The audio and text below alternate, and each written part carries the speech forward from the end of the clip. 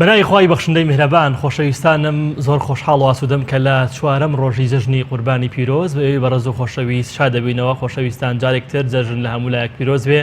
هەموو کاتێکتان جەژن و خۆشی بەختەوەری و ئاسوودەی بێ. هیوادارم جەژن بێتە مای خۆشحاڵی خۆشبەختی بۆ هەموو مسلمانان بەگشتی و هەرێمی کوردستان بە تایبەتی. هیوادارم کە جەژن بێتە مای ئەوەی کە دڵەکان لە ئاستیەکدا لێبوردە بن و جارێکتر خۆشی و خۆشبەختی خۆشحاڵی بگەڕێتەوە ماڵی هەموو لایەک. خۆشەویستان هاوشێوەی سێ ڕۆژی پێشوو ئەم ڕۆژ و کۆتا ڕۆژی جەژنی قوربانی پیرۆز ئێمە لەگەڵ بەڕێز و خۆشەویستانی پیرۆزبایەکانی ئێوە وەرەگرین بە بۆنەی جەژنی قوربانی پیرۆزەوە هاوکات. ئەم ڕۆژ هاوشێوەی سێ ڕۆژی ڕابردوو پرسیارێکمان بۆ بەڕێز و خۆشەویست ئامادە کردووە کە ئەو بەڕێزانی وەڵامەکەیان دروستە بێ ناوێت نەچێتە نێو تیر و پشکووە لە کۆتایی بەرنامەشا خەڵات بۆ بەڕێزانی کە وەڵامەکەیان دروستە ئامادە کراوە. خریارە پرسیارەکەی ئەم ڕۆژمان کتێبی شەرەفنامە لە ساڵی چەند نووسراوە کە کتێبێکی مێژوویە و بە زمانی فارسی نووسراوە و باسی مێژووی کوردەکان لەلایەن شەرەفخانی بەدیسیەوە.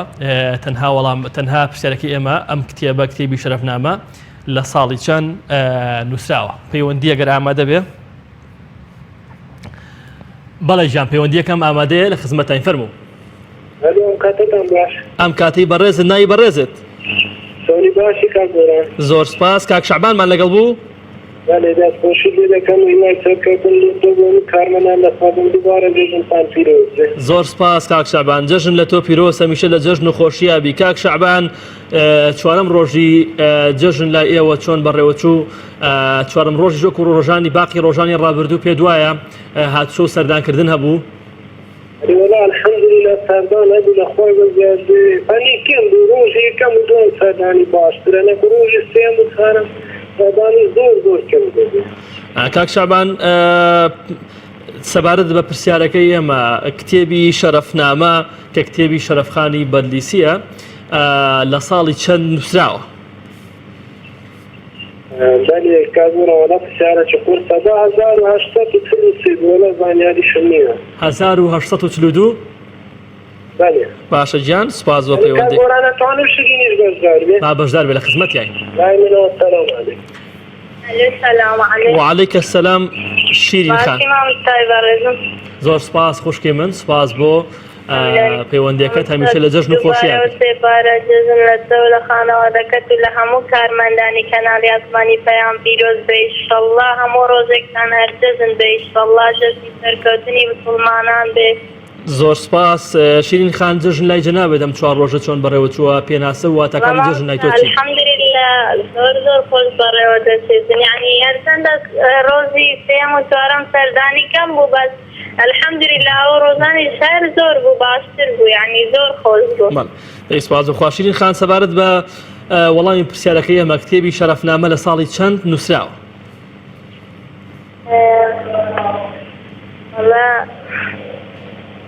پرسیاری لەگەڵ 1844. باشە گیان سپاس بۆ پەیوەندەکەت. خۆشەویستانم پێشەوەی بچمە لای پەیوەندیەکتر دیارە بۆ ئەوەی زۆرترین هاوڕێ بەشدار بێ تکایە هەر یەک کەس لەسەر یەک هێڵ قسە بکە یعنی کە من تەلەفۆنەکەم با نەڵێم یەکێکتریش لەسەر پێڵەکەی من قسە بکە بەڵکو هەر بۆ یەک نەفەر بۆەوەی کە زۆرترین کەس لەگەڵمان بەشدار بێ. ئەگەر پەیوەندی دواتر کاک سەقەر لە دووهۆکەوە. کاک سەقەر گیان سڵاو لێبێ. ئێوارەی جەنابەت کاک سەقەر دووبارە جەژن و پیرۆزی هەمیشە لە جەژن و خۆشییا بیت. دووبارە و سێبارە و چاربارە جەژن لە تۆ پیرۆز لەگەشت قادر دیپلازمی پایان. زۆر سپاس کاک سەقەر. چوارەم ڕۆژی جەژن لای تۆ چۆن بەڕێوە چوو؟ وەلا گەلە خۆش بوو. گەلە خۆش بوو. بە هاوشێوەی ڕۆژانی ڕابردوو سەردانت کرد کاک سەقەر؟ بەڵێ. زۆر هیوادارین کە هەمیشە لە جەژن و خۆشییا بی کاک سەقەر گیان. کاک سەقەر دیارە پرسیارەکەی ئێمە ئەمڕۆ کتێبی لەسەر کتێبی شەرەفنامەیە کە هی شەرەفخانی بەدلیسیە میر شەرەفخان. پرسیارەکە ئەوەیە لە ساڵی چەند ئەم کتێبە نووسراوە؟ بەڵێ 1842. باشە گیان سپاس بۆ پەیوەندیەکەت. هەمیشە هەر لە جەژن و خۆشییا بی کاک سەقەر هەمیشە لە خۆشی و خۆشحاڵی ئابژیت. پەیوەندی دواتر ئامادەیە؟ کاک محەممەد سڵاو لێبێ کاک محەممەد گیان. کاک محەممەد ئەلو سڵاو لێبێ کاک محەممەد جەژن و پیرۆز بێ. الو سلام علیکم. وعليك السلام ورحمة الله وبركاته كاك محمد. جەژنە پیرۆزە لەوێ هەموو مسلمانان دەکەم. ئێمە جەژنە پیرۆزە لە تۆی بەڕێز دەکەین کاک محەممەد، جەژن لە تۆی بەڕێز و خانەوادە و تەواوی دۆستانت پیرۆز بێ. سپاس. کاک محەممەد جەژن لای تۆ چواتایەکی هەیە، جەژن ئەو دیاردانە چین کە تۆ خۆشحاڵەکە لە جەژنا؟ جەژن لای من بەمانای بەجێگانی سیلێ ڕەحم بێت و بەجێگانی سیلێ ڕەحم و سەردانیکردنی خزم و دۆستان. دەیەمیشار لە جەژن و خۆشی و سەردانا بی کاک محەممەدگیان. کاک محەممەد پرسیارەکەی ئێمە کتێبی شەرەفنامە لە ساڵی چەند نووسراوە؟ وەڵا پرسیارێکی قورسە بەڵام اختیار نییە؟ نەوەڵای اختیاری نییە. 1945. باشە گیان، سپاس بۆ پەیوەندیەکەت. هەمیشە لە جەژن و خۆشیاوی کاک محەممەد، سپاس بۆ پەیوەندەکەت. پەیوەندی دواتر لانە خان سڵاو لێبێ. لانە خان سڵاو لێبێ و جەژنە پیرۆز بێ. ئەم کاتەی بەڕێزت دەستخۆشی بەرنامەکە لە خۆت و لە هاوکارانت. زۆر سپاس. لانە خان بی وایە؟ بەڵێ. لانە خان جەژنی پیرۆز و میشار لە جەژن و خۆشیابی. سپاس دەکەم. بەس ناوەکەم هەڵەیە لاوێنە. لاوێن؟ بەڵێ. باشە لاوێن خان. لاوێن خان تۆ ئەم جەژنە چۆن بەڕێ کرد؟ وەڵا باش بوو، بەس زۆر فەرقیشی نەبوو لەگەڵ ڕۆژانی ئێستاییە. بۆ لای تۆ فەرقی نەبوو یا لای خەڵک بەگشتی؟ وەڵا ئینجی نازانم، لای ماڵیەمەوە زۆر گەرم و گۆڕ نەبوو. ئەی تۆ خۆ گەرم و گۆڕ بووی؟ ئەرە وەڵا. یعنی سەردانی کرد؟ ئەرە وەڵا میوانم بەڵێ کردو و سەردامان کردو. دەی زۆر باشە. هەمیشە هەر لە جەژن و خۆشیابی خوشکی منە میشار لە خۆشی بەختەوەریابی. لاوێن خان سەبارەت بە پرسیارەکەی ئێمە کتێبی شەرەفنامە لە ساڵی چەند نووسراوە؟ ساڵی 1597. ساڵی 1597. بەڵێ. باشە گیان، سپاس بۆ پەیوەندیەکەت. دەست خۆش و خوا لەگەڵ. هەمیشە هەر لە جەژن و خۆشیابی. کاک محەممەد لە خەباتەوە. کاک محەممەد گیان سڵاو لێبێ. سەلاو لە تۆ لە تاوی کادر و کارمەندان بێتن چۆنی باشی مامۆستای بەڕێز. زۆر سپاس کاک محەممەد گیان. جەژنە پیرۆز و هەمیشە لە جەژن و خۆشیابی کاک محەممەد. بەڵێ جەژنە پیرۆزە لە تۆش پیرۆز بێتن و لە هەموو کارمەندانش. زۆر سپاس کاک محەممەد. ئەو دیاردانەی کە ئەم جەژنە تۆی خۆشحاڵ کرد وەزائیدەن واتاکانی جەژن لای جەناب بچین؟ وەڵا جەژنێکی زۆر خۆش بوو، هیوادارە هەموو جەژنەکانەوە هەگەرم و گوڕ بێتن، هەم لە جەوەکە هەم لە قوربانیەکە هەم لە سەردانکردنەکەش هەر گەرم. ئەی لێرەوە هەموو جەژنەکانەوە هەگەرم و خۆش. بەڵێ لێرەوە تەوێت جەژنە پیرۆزە لە چێ بکەی کاک محەممەد؟ بەڵێ جەژنە پیرۆزە لە تۆ لە تاوی کادر و کارمەندان دەکەم، هیوادارم هەر سەرکەوتوو بن. دەی هەمیشە هەر لە جەژن و خۆشیابی برای من. سپاس بۆ پەیوەندەکەت کاک محەممەد.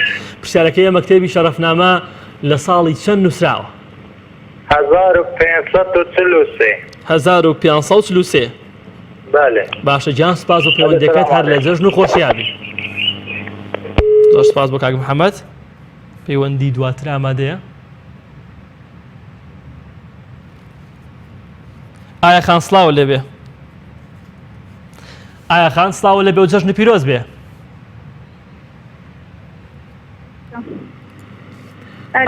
ئەلو سڵاو لێبێ ئایا خان. سڵای خوا لە تۆ براکەم، دەستخۆشی بەرنامەکە لێکم. دەستخۆشی بۆ جەنابی شتەمیشار لە جەژن و خۆشیابی خوشکی من. برای گەورەی پیرۆزبایی جەژنتان لێکم، هیوادارم سەرکەوتوو بن. زۆر سپاس. جەژن لای جەنابت ئایا خان چۆن بەڕێوە چۆن چوار ڕۆژە بە باشی بەڕێت کرد؟ لەخوا بەزیادێ بەڵێ منە میێوانشتی زۆرم هەبوو، لەخوا بەزیادێ پێشوازێ زۆرمان کرد.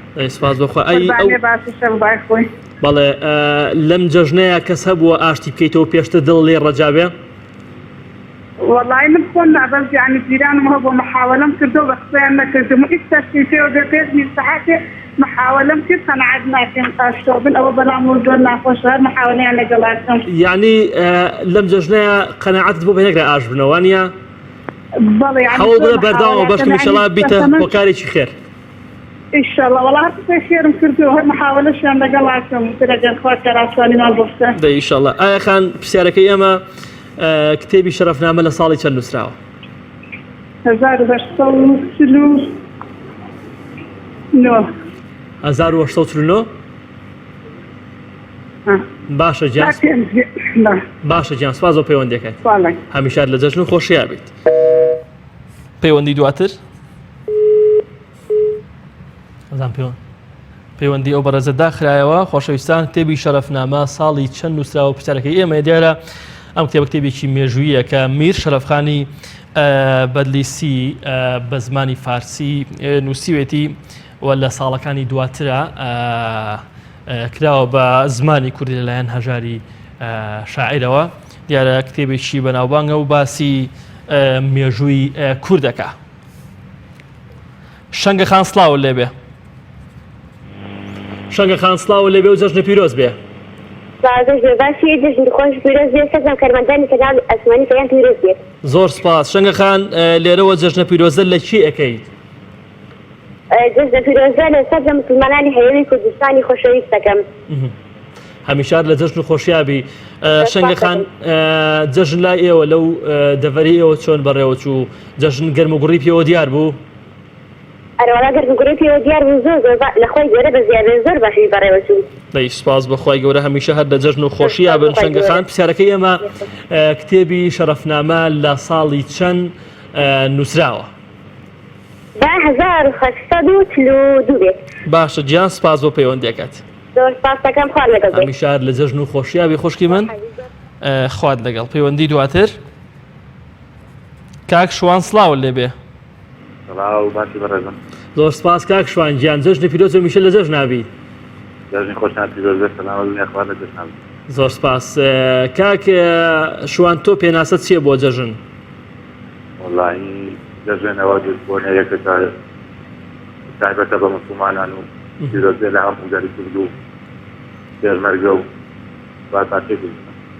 بەڵێ پێت وایە جیاوازی نێوان جەژنی ڕەمەزان و قوربان چییە کاک شوان؟ وەڵاهی دەوتنێ قوربانەوە تا جەژنی ڕەمەزانەوە جانێ و کە خەڵکی بە ڕۆژووە لێ ڕۆژ و دوای ئەو پیرۆژ بە ڕۆژوو بوون تا جەژنی قوربان دوایەوە جەژنی ڕەمەزانە عەقوبەڵام دوای جەژنی قوربانە و کاتەیەوە کاڵی قوربانیەکە و خێر و کەرەکاتەوە جیاوازەکەی.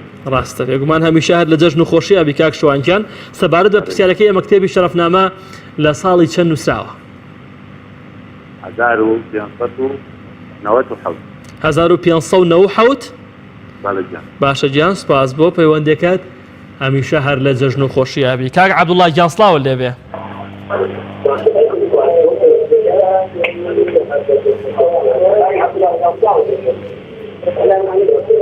کاک عەبدوڵڵا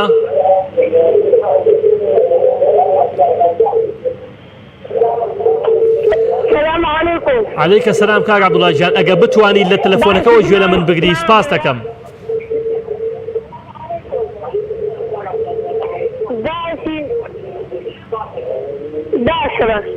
کاک عەبدوڵڵا جەژن پیرۆز بێ.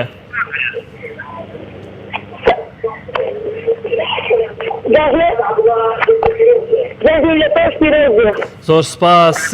کاک عەبدوڵڵا تۆ بۆ وەڵامی پرسیارەکەی ئەماڵەی چی کتێبی شەرەفنامە ساڵی چەند نووسراوە؟ بەگوێی نەکردم.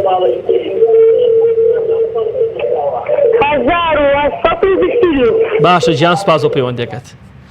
زۆر سپاس هەمیشە لە جەژنابی. لاڤەخان سڵاو لێبێ. لاڤەخان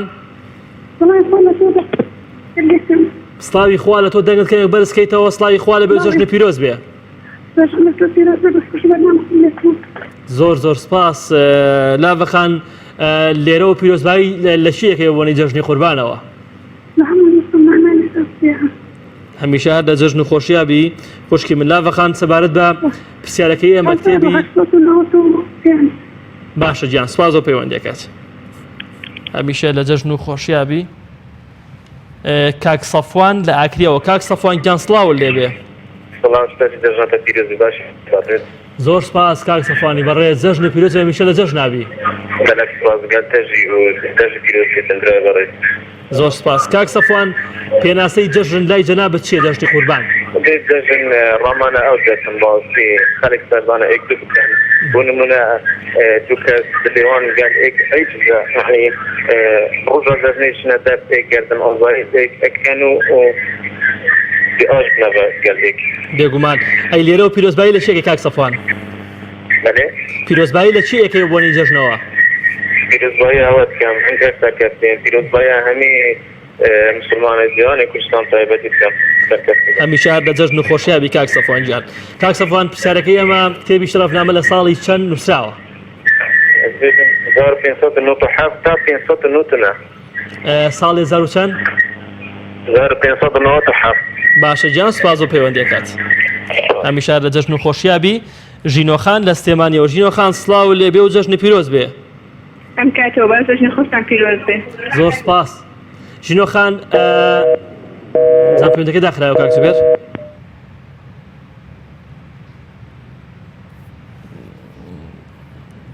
بەداوای لێبوورنەوە ژینۆخان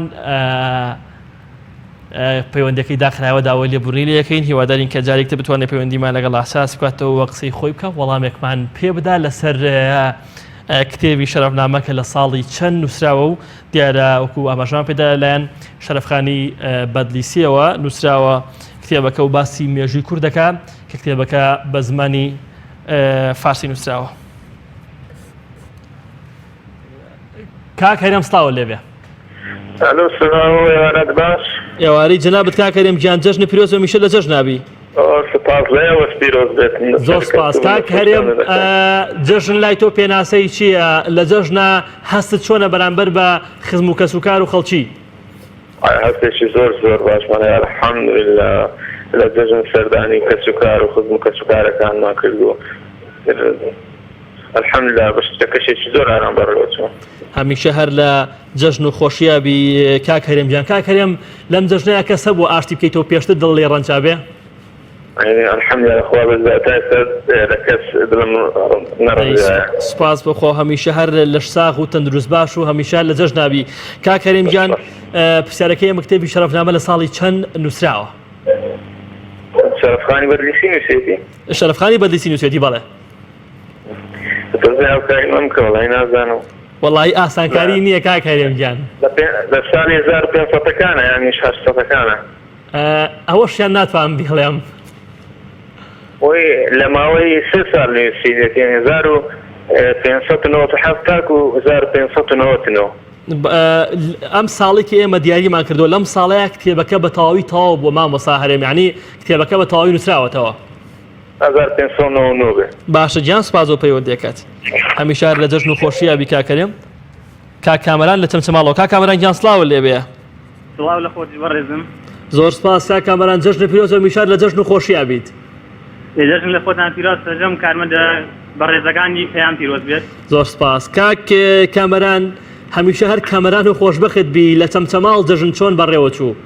وەڵا جەژنێکی تۆ گەرم و کوڕ هەمووی داوای گەرنازایی لێکترەکە و جەژنە پیرۆزە لێکترەکەن. دەی هەمیشە هەر لە جەژن و خۆشیابن. کاک کامەران، پێناسەی جەژن لای تۆ چییە بەگشتی؟ جەژن بەگشتی ئەوەیە بڕێ بۆ ماڵان و داوای گەرنازایی جەژنە پیرۆزە لە هەموو خەڵک بکەیت. دەی هەمیشە هەر لە جەژن و خۆشیابی کاک کامەران. گیان سەبارەت بە پرسیارەکەی ئێمە کتێبی شەرەفنامە لە ساڵی چەند نووسراوە کە دیارە شەرەفخانی بەدلیسی نووسیوێتی؟ 1597. 1597. باشە گیان، سوپاس بۆ پەیوەندیەکەت. زۆر سپاس. زۆر هەمیشە هەر لە جەژن و خۆشیابی برای من. پەیوەندی دواتر کاک شیروان گیان سڵاوە لێبێ. زۆر سپاس کاک شیروان. جەژنی پیرۆز و میشە لە جەژنابی. زۆر سپاس کاک شیروان. جەژن لای تۆ چۆن بەڕێوە چوو؟ گەرم و گوڕبی کاک شیروان؟ گەرم و گوڕبی لەگەڵ ئەم 4 ڕۆژەی جەژنی قوربانە؟ دەی سپاس بۆخوا. میوانوشتان زۆر بۆ دیارە؟ میوانوشتان دیارە زۆر بۆ کاک شیروان؟ باش بوو. دەی هەمیشە لە جەژنابی. کاک شیروان گیان، پرسیارەکەی ئێمە کتێبی شەرەفنامە لە ساڵی چەند نووسراوە؟ 597 با 597 بێ. سپاس بۆ پەیوەندەکەت کاک شیروان گیان.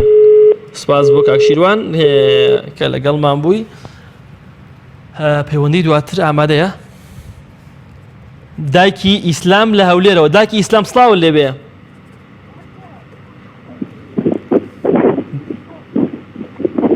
دایکی ئیسلام. وعەلەیکە سەلام. خوشکی من جەژنە پیرۆز بێ. جەژنە پیرۆز بیرام و کارمەندان نەهەموو بریکن. زۆر سپاس. لای تۆ جەژن چۆن بەڕێوە چوو دایکی ئیسلام؟ مەمنون، خوات لێ ڕازی. دایکی ئیسلام، جەژن لای تۆ چواتە و پێناسەیەکی هەیە؟ والله الحەمدولله لە خۆت دە هەمیشە لە جەژن و خۆشییابی خوشکی من پرسیارەکەی ئێمە کتێبی دە هەمیشە لە جەژنابی خوشکی بەڕێزم کتێبی شەرەفنامە لە ساڵی چەند نووسراوە لایەن شەرەفخانی بەدیسیەوە؟ 1597. باشە گیان سوپاس بۆ پەیوەندیەکەت. سلام علیکم. هەمیشە هەر لە جەژناوی پەیوەندی دواتر باوکی ئیسلام سڵاوە لێبێ. سلاوی خوا لە تۆش بێت. زۆر سپاس باوکی ئیسلام جەژنە پیرۆز هەمیشە لە جەژن و خۆشییابی. لە تۆش پیرۆز بێتە. زۆر سپاس باوکی ئیسلام جەژنی قوربانت چۆن بینی؟ جەژنی قوربان پێ دوایە هاوشێوەی جەژنی ڕەمەزان گەرم و گوڕ بوو؟ جەژنی قوربان قوربان وەکەی گەرم بۆ ڕەمەزان سێنێک بۆ ڕەمەزان خۆشتر بووە. کاک باوکی ئیسلام دیارە یەک ئەو هۆکارە دووەمیش ئەوەیە کە یعنی خەڵکێکی زۆر خەریکی قوربانیکردنە مەسەلەی قوربانیکردنیش ئەوش بە خۆی تۆزێ لە هینی جەژن کەمە کاتەوە وایە؟ ڕاستە. یەکگومان باوکی ئیسلام سەبارەت بە پرسیارەکەی ئێمە کتێبی شەرەفنامە ساڵی چەند نووسراوە؟ 1599. 1599. باشە گیان سوپاس بۆ پەیوەندیەکەت. هەمیشە لە جەژن و خۆشییابی پەیوەندی دواتر سندوسخان لە چەمچەماڵەوە. سندوسخان سڵاوە لێبێ. بەڵێ سڵاو لەکەی. زۆر سپاس جەژنی پیرۆز بێ خوشکی من. زۆر سپاس جەژن ئێوە پیرۆز بێ و لەسەر جەم هاوڕێیان و لەسەر جەم کارمەندانی کەناڵ ئۆسمانی پێیان. زۆر سپاس هەمیشە هەر لە جەژن و خۆشییابیت. زۆر سپاس. سندوسخان جەژن لای تۆ چ پێناسەیەکی هەیە ئەو دیاردانە چین کە لەم 4 ڕۆژەیە تۆیان خۆشحاڵ کرد؟ وەڵڵاهی گردن ئازاری لێبوردن و ئەو شتانە. ئەی لێرە و پیرۆزبایی لە کی ئەەکەی؟ وەڵڵا لە خانەوادەکەم و سەرجەم کارمەندەکان کەناڵی ئۆسمانی پێیان و سەرجەم ئەو هاوڕانی پێستا جێگیری دەمیگرن. هەمیشە لە جەژن و خۆشییابی خوشکی بەڕێزم سندوسخان سەبارەت بە پرسیارەکەی ئێمە کتێبی شەرەفنامە لە ساڵی چەند نووسراوە؟ ئاسانکاریەک مامۆسە و کۆتا بەرنامەی چوارەم ڕۆژێک نەخۆشەرێکی مەخانزاز دەکەیت لە کۆتایی یەکەسە بێتە خاوەنی خەڵات. بێگومان وایە بەڵام پێم وتراوە ئیتر نابێ ئاسانکاری بکەم هیچ. 1500 باشە؟ تۆ ئەزانی باشە؟ 1000 کوورمەتوانێت دەربێخ؟ نەوەڵە هەر خۆت. بەڵێ؟ ناتوانێت هەر نەفەری هەر یەک بەڕێزە و لەسەر هێڵێک. بەڵێ بۆ مای پرسیارەکە ئەوی خۆم دەبا هەر 500 بێ و کاتێکی خۆشی ماڵاوە. باشە گیان هەر لە جەژن و خۆشییابی سوپاس بۆ پەیوەندیەکەت. شنیار خان سڵاوە لێبێ. شنیار خان سڵاوە لێبێ و جەژن پیرۆز بێ. ئەم کاتە باش بەڕێزم. ئەم کاتەی بەڕێزت سوپاس دەکەین. جەژن پیرۆز بێت. جەژن لە تۆش پیرۆز بێت. باشی سپاس دەکەم. هەمیشە لە جەژن و خۆشییابی لێرەوە جەژنە پیرۆزە لە چی ئەەکەی شنیار خان؟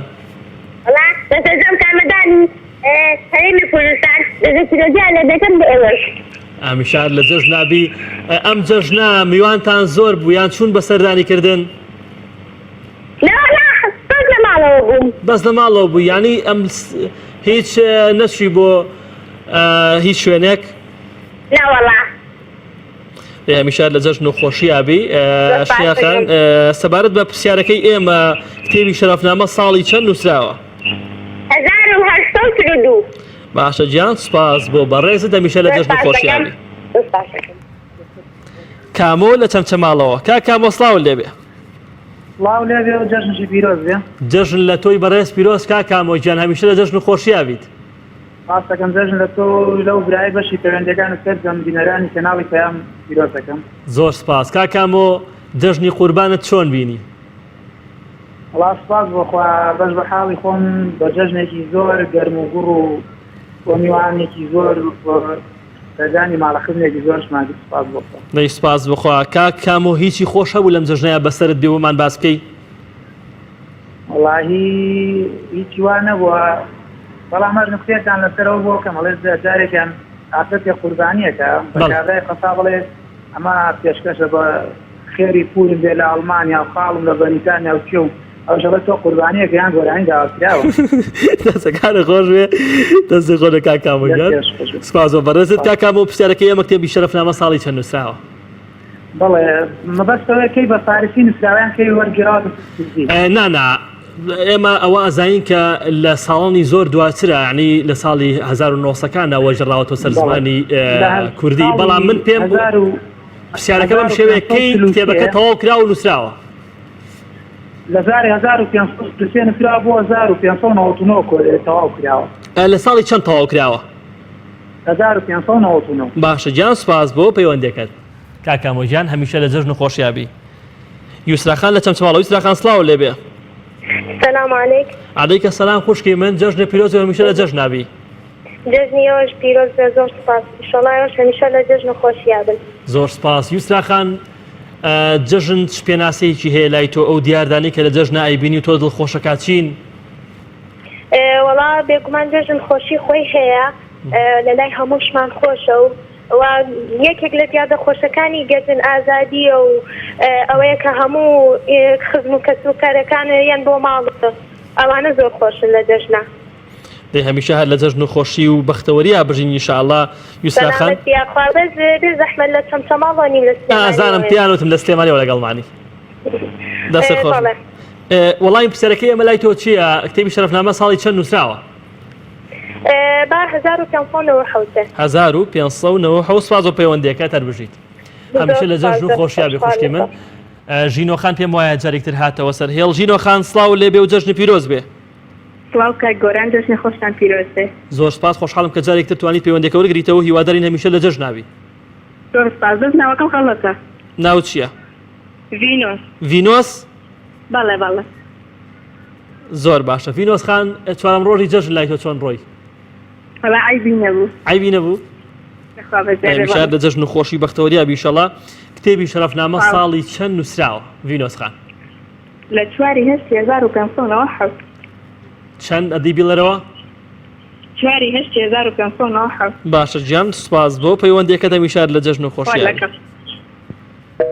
خۆزگەخان لە کەرکووکەوە خۆزگەخان سڵاو لێبێ و جەژنە پیرۆز بێت جوان لەسەر ڕێز و جژنی تۆ پیرۆز بێت لە تاوای کارمەندان زۆر سپاس خۆزگەخان جەژن لە کەرکووک چۆن ڕۆی ئەم چوار ڕۆژە بە باشی بەڕێت کرد بەڵێ گیان جژنی ئەم ساڵ بەڕاستی ئێمە باش شەخسی ماڵخۆمانەکە میوانمان زۆر بۆ بەڕاستی داواکەشی زۆر گەرم بوو یەگومان ئەی خۆزگەخان واتاکانی جەژن لای تۆ چین ئەو دیاردانەی کە لەم جەژنەیە تۆیان خۆشحاڵ کردو چین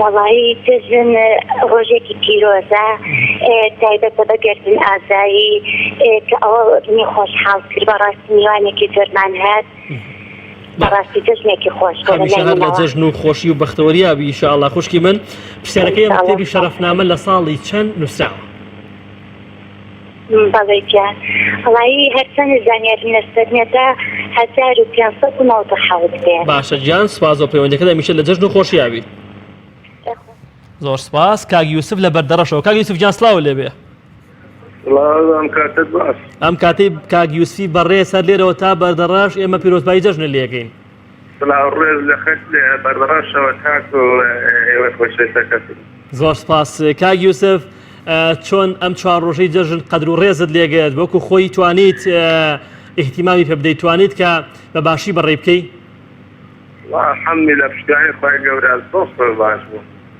سەردانی کردم و گردن ئازای لێکردن و دەی هەمیشە لە جەژن و خۆشیابی زۆر باش بوو گەردنی خەڵکی زۆر ئازاگرت کاک یوسف وڵی مار گردن ئازای کردن ئەگەر دڵم لە کەسێک عاجز بێتن ئیتر چمەڵایدا گردن ئازایم هەمیشە هەر لە خۆشی و خۆشبەختی و جەژنابی ئینشاءالله کاک یوسف گیان کاک یوسف پرسیارەکەی ئێمە کتێبی شەرەفنامە ساڵی چەند نووسراوە 545 باشە گیان سپاس و پەیوەندیەکەت هەمیشە لە جەژنابی چینە بازیان و هێلین خان وەرەگرین هێلین خان سڵاو لێبێ سڵای خۆی گەورە لە ئێوەش دەستخۆشی بەرنامەکەتان لێ یەکەم زۆر سپاس جژنی قوربانتان پیرۆز بێ جەژنی قوربان لە تۆ و لە خانەوادەی بەڕێزت پیرۆز هەمیشە لە جەژن و خۆشیابی هێلین خان لێرە و پیرۆزبایی لە چیەکەی لە ئێوە سەردەم کارمەندانی ستافی کەناڵی پەیام بەڵێ و خانەوادەکەی خۆشم و مامۆسامە لە عەلی باقیش. دەی هەمیشە هەر لە جژن و خۆشیابی پرسیارەکەی ئێمە کتێبی شەرەفنامە ساڵی چەند نووسراوە؟ بەڵێ بابوو وڵامی پرسیارەکە ساڵی 1597 بێ. باشە گیان سوپاس بۆ پەیوەندیەکەت هەمیشە لە کاتێکی شاد. خوا لەگەڵ بێ کاک بەکر وەرەگرین کاک بەکەر گیان سڵاوە لەبێ ئەم کاتی بەڕێزت کاک بەکر جەژنە پیرۆز و هەمیشە لە جەژن و خۆشیابی جێژی لە هەموو برا بسڵمان و پسڵکەمەکانی پیرۆز بێت زۆر سپاس لە کەناڵی پەیام بەڕێز ئێوەی کاک بەکری بەڕێز جەژن لای تۆ چواتایەکی هەیە ئەتەوێت لە جەژنات چی بە خەڵک بڵێ؟ والله جەژنی مناڵی ئێمە زۆر خۆش بوو کاکە ئێمە ئەو کاتەکە جەژن بوو بەڵە خەڵقەقی بوو بەڵام ئێمە دوایەتمان جەژنانە بوو وما خەڵکی لەسەرخواست هاوکاری خەڵکیانە کرد خەڵکی باش بوو ئێستا هەست ناکەیەوە ما بێ؟ بەڵێ ئێستاش پێم وایە هاوکاری شتار هەیە کاک بەکروانیە؟ لە خوارەجیابێ ئێمە لە گوندەکان هەیە ئیتە بۆ بنێم گوندە گەورەم حەمدسەنا بۆ خۆی گەورە ئەمەنە خێر و خێرات کراوە لە حەق سپاس بۆ خوای گەورە هەمیشە ئیشەڵا هەر لە جەژن و خۆشیابی کاک بەکرجیان کاک بەکر پرسیارەکەی ئێمە کتێبی شەرەفنامە ساڵی چەند نووسراوە؟ والله من 1924 بۆ سلمایی باشە گیان سپاس دەکەین سپاس بۆ پەیوەندەکەی کاک بەکر پەیوەندی دواتر کاک توانای گیان سڵاوە لێبێ ئەوان بەڕێزم باشی زۆر سپاس کاک توانای بەرە جەژنی پیرۆز هەمیشە لە جەژنابی دەژنی تۆش پیرۆز هەمیشە لە جەژنابی زۆر سپاس کاک توانە چۆن جژنت بەڕێکرا ئەم 4 ڕۆژە؟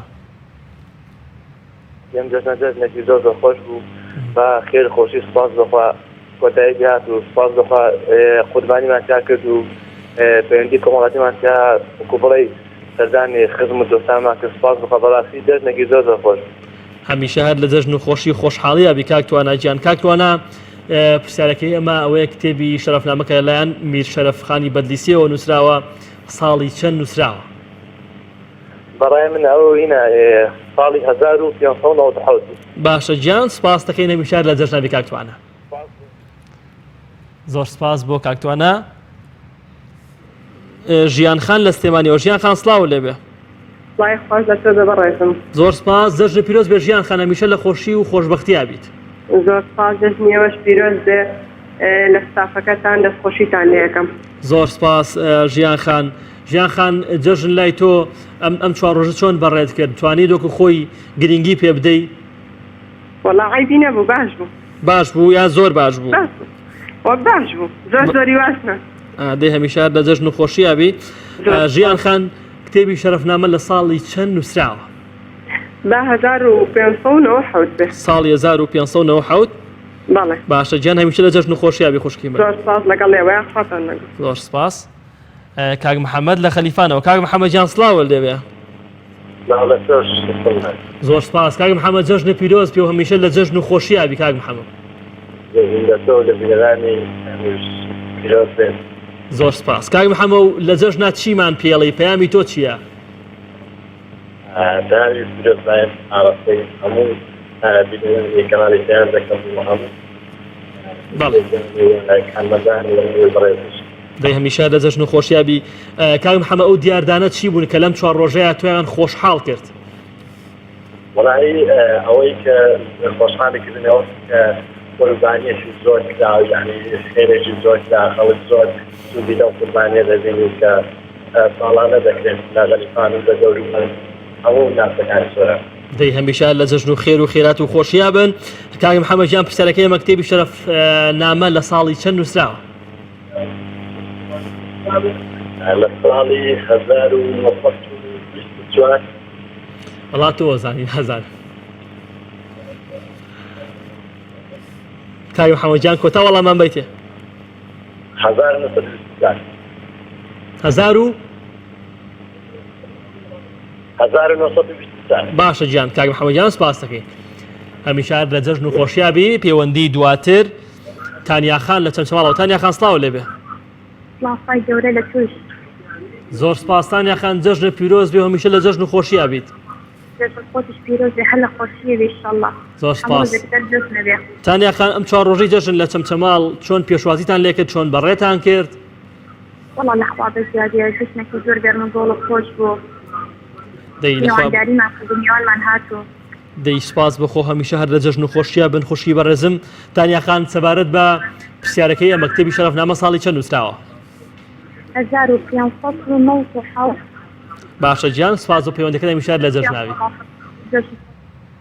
ڕێژین وەرەگرین لە هەولێرەوە ڕێژین سڵاو لێ بێ و جەژن پیرۆز بێ جژنی ئێوەش پیرۆز بێ ڕێژین خانەکە کەمێک عنی دەنگی تەلەڤیزیۆنەکەی کەسکەی سپاس دەکەین هەمیشە لە جەژن و خۆشییا بیت ئێوەش لە خۆشی دابن هەمیشە زۆر سپاس ڕێژین خان لای تۆ جەژن چۆن بەڕێوە چۆن 4 ڕۆژە وەڵا زۆر خۆش بوو بەس گەرمایە بەس گەرمایە ئێوە لە هەولێرن وایە خوا فرسەتان بە گەرمایەکە دەژنەکەی تێکدایە نەخوا لای ئێوە زۆر گەرمە وایە بەڵێ لای ئێوە زۆر گەرماڵێ ئەرۆ وڵا لە هەولێر گەرمە ئەرە وەڵا هەمیشە لە جەژن و خۆشییا بن ڕێژین خان ئەو دیاردانی کە لەم جەژنەیە تۆی خۆشحاڵکردچی بووی وەڵا ئیتر لەگەڵ ماڵەوە بووین و ئیتر گەڕان و میوانداری ئەوانە دەی هەمیشە لە خۆشییا بی خوشکی من ڕێژین خان کتێبی شەرەفنامە ساڵی چەند نووسراوە 1594 باشە گیان سپاس دەکەین خوارد لەگەڵ بێ و جەژنە پیرۆز لێ دووبارە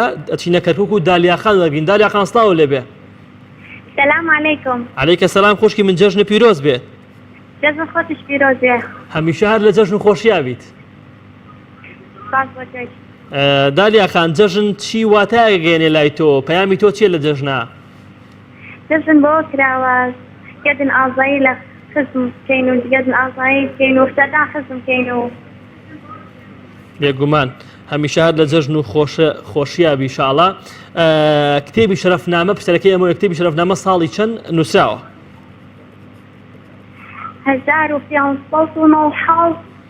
1500 من نازانم دیکەینە دو وەڵام وڵی نازانم من حەبەقسەی تۆکم تۆ زانی منیش نازانم دەباوە بێ با ئەوە بێجان دەستی خۆر و سپاسەکەی هەمیشە لە جەژنابی خوارد لەگەڵ بێ لانە لە بازیانەوە لانە خانسڵاو لێ بێ سڵاوی خوا گەورە لێبێ دەستخۆشی بەرنامەکە و لێکم زۆر سپاس دەستخۆشیان بۆ پەیوەندەکەی جەنابێت لانەخان لە جەژن و خۆشیابی هەمیشە زۆر سپاس دەکەم تۆش هەمیشە لە جەژن و خۆشیابی زۆر سپاس لانەخان جەژن لای تۆ واتای چیەگەیەنێ و چ پەیامێکت بۆ خۆشەویستانت هەیە لە جەژنە جەژن واتە گەردن ئازاییکردن لە یەکتر سەردانیکردنی یەکتر و فیلێ ڕەحم زیاد بکرێت لە نێوان موسڵمانانەوە هەروەها قوربانیکردنیش بێگومان هیوادارم کە هەموو کاتێک هەر جەژن و خۆشی و بەختەوەری بێ ئینشاڵڵا لانەخان سەبارەت بە پرسیارەکەی ئەمە کتێبی شەرەفنامە ساڵی چەند نووسراوە بە بۆچوونی خۆم کتێبی شەرەفنامە لەلایەن شەرەفخانی بەرلیچیەوە لە ساڵی 1597 باشە گیان سپاس دەکەین سپاس دەکەم خوارد خوارد لەگەڵ ئەسرین خان لەرگین ئەسرین خان سڵاو لێ بێ سڵاوی خۆی گەورە لێ بێ کاکگۆران زۆر سپاس ئەسرین خان جەژنە پیرۆزی و هەمیشە لە جەژن و خۆشییا بیت زۆر سپاس بۆ لە تۆ تەواوی هاوکارانیش و پیرۆز بێ زۆر سپاس ئەسرین خان لێرە و پیرۆزبایی بە بۆنەی جەژنی قوربانەوە لە کۆتا ڕۆژ و شەوا لە کێیەکەی سەرەتای بەڕێز و لە تەواوی کارمەندانی کەناڵی پەیام بەڵێ لە تەواوی موسڵمانانی جنان و تەواوی خێزانەکەم پێ هەمیشە هەر لە جەژن و خۆشیابی خوشکی من پرسیارەکەی ئێمە کتێبی شەرەفنامە لە ساڵی چەند نووسراوە 1597 دەستەکانە خۆش و هەمیشە هەر لە جەژن و خۆشیابی سپاس بۆ پەیوەندەکەت خوارد لەگەڵ کاک عەبدولعەزیز لە هەولێرەوە کاک عەبدولعەزیز سڵاو لێ بێ و جەژنی پیرۆز بێ سڵاو لێ بێ چۆنی کاک گۆران باشی زۆر سپاس کاک عەبدولعەزیزی بەڕێز جەژنی پیرۆز لە تۆ و خانەوادە و لە تەواوی دۆستانت ڕێسڵامەیە وە کارمەندانی کەناڵی پەیامی هیوادارم هەر سەرکەوتوو بن ئەم جەژنیان ئینشەڵڵا بە خۆش و شادی کامەرانی بێتە سەر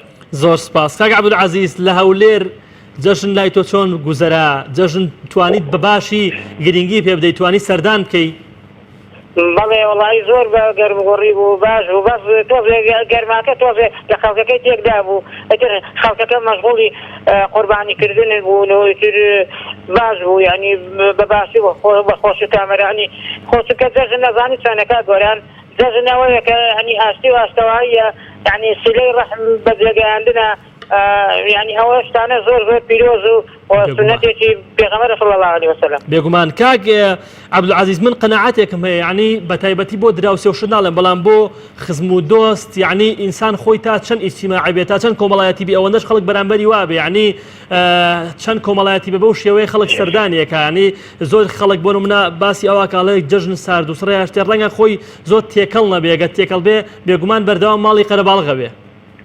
بەڵێ ئەزانیت ئینسان ئەوانەیەکەوا دوورە پەرێزن زۆر یعنی خەتای خۆیانەکە دوورە پەرێزن یعنی دوایەوە زانیت ئێمە یەک شتێک هەیە لەناو کۆمەڵگای ئێمەیە لە جەژنا ببەرمە بەبیرمان دێتەوەکەوە یعنی زانیت سیلەی ڕەحم بەجێ بگەێنین وەک دیکە خەڵک و مەشغوڵی دنیایە بەڕاستی ئێستاکانە من بەو شێوەیە دەیبێنم خەڵک ئەم جەژن بەو جەژن یعنی سەردانی خەڵکا و یان بەنامەیەک یان بە تەلەفۆنێک یعنی ئەزانیت ئەو شتە هێوادارم متابعەی خۆیان بکەنەوە سیلەی ڕەحمیان زیاتر بێ و إن شاء الله زۆر سپاس عزیز پرسیارەکەی ئێمە کتێبی شەرەفنامە ساڵی چەند نووسراوە؟ بە 1599 باشە گیان سپاس دەکەین هەمیشە لە جەژناوی کاک عەبدولعەزیز گیان پەیوەندی دواتر لە نیاخان لە سلێمانیەوە لە نیاخان سڵاوە لەبێ و جەژنی پیرۆز بێ لە نیاخان بەڵێم کاتۆ باش ئەم کاتەی بەڕێز جەژنی پیرۆز هەمیشە لە جەژنابیت زۆر سپاس دەکەم جەژنی ئێوەش پیرۆز بێ هەمیشە لە خۆشیابن زۆر سپاس پامی تۆ لە جەژنا بۆ دۆستان و هاوڕێیان و ئازیزانت چییە لە نیاخان؟ وڵی خۆتە زانی بە بۆنەی تۆڕە کۆمەڵاتیۆسە پامەکانمان هەموو یەگات بە کۆمنت بێ بە نامی تایبەتی بێت بەڵام بەگشتی پیرۆزبای بە هەموو هاوڕێیان و دۆستان مەکەمەوەی کە لەم نەکرد بەداوا لەبوردنیەکەم و ئێستا بە قەزا لە پیرۆزەکەم هەمیشە هەر لە جەژن و خۆشیابی ئەو دیاردانەی کە تۆ بینیت لەم جەژنیا و تۆی خۆشحاڵکە چی بوون؟ والله بەگشتی سەردانیکردن یەکتر هەبوو و گەڕەکێمە قەرەباڵغ بشت لەخوا بەزیاتر خۆشمان باش بوو بۆ ئەوە هەمیشە لە جەژنابی هەمیشە لە خۆشیابن لە نیاخان کتێبی شەرەفنامە ساڵی چەند نووسراوە؟ 1597 باشە گیان سپاس دەکەین هەر لە جەژن و خۆشیایی پەیوەندی دواتر لەوەنەخان هەر لە سلێمانی و لەوەنەخان سڵاوە لێبێ ئەم کاتۆ باش ئەم کاتەی بەڕێزت جەژنە پیرۆز هەمیشە لە جەژنابی خوشکی من زۆر سپاس لۆنەخان جەژن لای تۆ چۆن بەڕێوە چۆم 4 ڕۆژە یعنی توانیت گرنگێکی باشی پێ بدەی ئەی پەیامت بۆ خۆشەویستانت پیرۆزبایی لە کیەکەی وڵا پیرۆزبایی لە هەمویانم کردوانی لێمە نزیک بوون بەچی پیرۆزبایی کردەوە بە مەسی مۆبایل یاخود بە سەردانکردن بە کامیان بە سەردان یا بە مەسی مۆبایل و بە تەلەفۆن پیرۆزبایت کردووە؟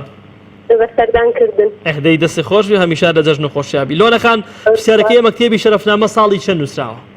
1597 باشە گیان سپاس دەکەین هەمیشە هەر لە جەژن و خۆشیابی پەیوەندی کۆتایی لەبەر نەبوونی کات ئاشناخان سڵاو لەبێ و جەژنی پیرۆز بێ جەژنی تۆش پیرۆز بێ زۆر سپاس ئاشناخان تۆ کۆتا پەیوەندیت بزانم لای تۆ جەژن چۆن بەڕێوە چوو جەژن چۆن توانیت بە خێراتنی بکەی چۆن خۆحافیزیت لێ کرد بە گەرموگوڕی توانیت بەڕێ بکەی لەخوا بەزیادە جەژنێکی خۆش بوو هەمیشە هەر لە جەژن و خۆشیابی ئینشاءڵڵا ئاشناخان کتێبەکەی شەرەفنامە کە شەرەفخانی بەدلیسی نووسیوێتی بە زمانی فارسی لە ساڵی چەند نووسیوێتی تەواو بووە 1590 باشە گیان سپاس دەکەین هەمیشە لە جەژن و خۆشیابی خۆشەویستان داوای لەبوورن لەو بەڕێزانەکەی کە نەیانتوانی پەیوەندیمان لەگەڵ ئاساس بکەن ئەمڕۆ کۆتا ڕۆژ بوو زۆر خۆشحاڵ بووم لەگەڵتان دیارە وەڵامی دروست کتێبی شەرەفنامە کتێبێکی مێژوویە کە بە زمانی فارسی نووسرا و باسی مێژووی کورد ئەکا لەلایەن میر شەرەفخانی بەدلیسیەوە لە ساڵی 1597 ئەو بەڕێزانەی کە ئەو وەڵامیان داوەتە وەڵامەکان دروستە و پاش ناوبڕێکی بچووک دێمەوە خزمەتان بۆ تیرپشکی ئەو بەڕێزانی وەڵامەکان دروست بووە.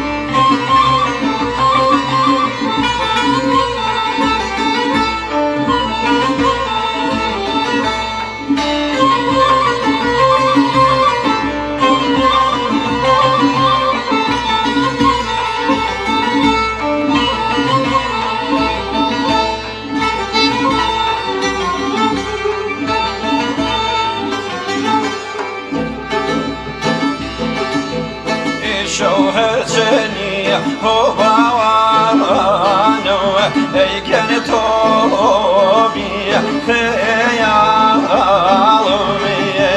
شمالی ابنی هو باوانو ای گن هرینا سیکالومی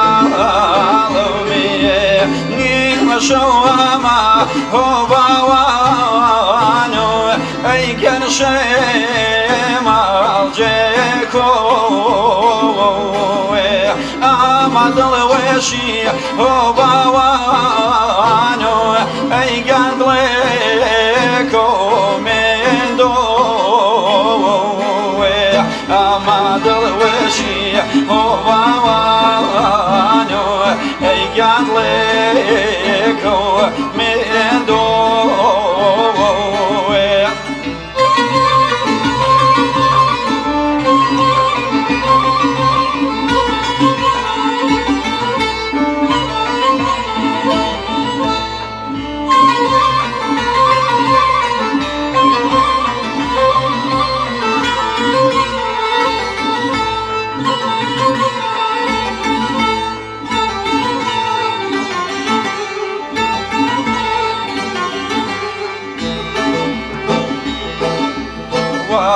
دیرامای هو باوانو ای گن شمال میردنی گلی و نبن هو باوانو ای گن خیزا نیبردنی پرساجیت چی هو باوانو ای گن شو بیداری تاو گشو تابرو هو باوانو ای گرنالو زاری تاو گشو تابرو هو باوانو ای گرنالو زاری تاو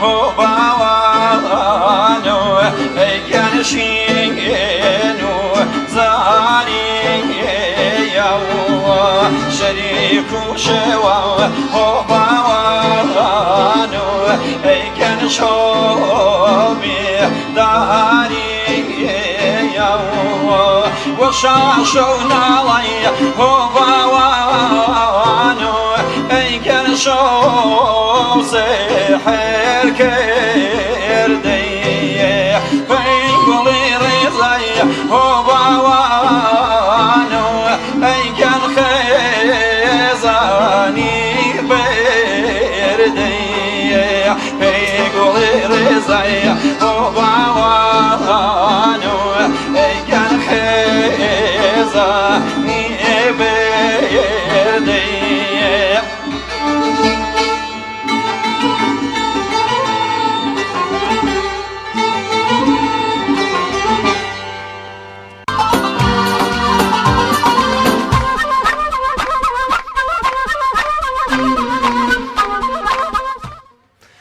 خۆشەویستانم دووبارە سڵاو ئێستا تیربشک بۆ بەڕێزانەکەین کە لە کۆتا ڕۆژی جەژنە وەڵامەکەیان دروست بوو ڕایانگەیان کە کتێبی شەرەفنامە لە ساڵی 1597 نووسراوە.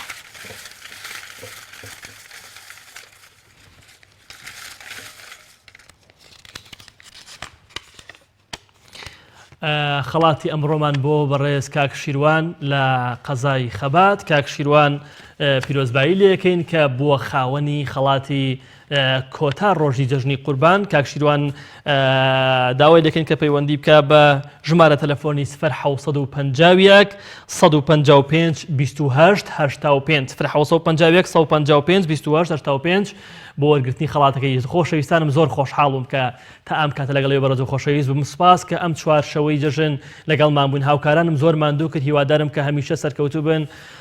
سپاس بۆ ئێوە، سپاس بۆ پەیوەندیەکانتان. داوای لەبوورنەوە بەڕێزانەکەی کە نەماتوانین لەبەر نەبوونی کات پەیوەندیان بگرین تاوەکو دیدارێکی تر ماڵاو هەموو کاتێکتان جەژن و هەموو ماڵێک پڕ بێ لە بەختەوەری و خۆشحاڵی و خۆشبەختی. خواتان لەگەڵ.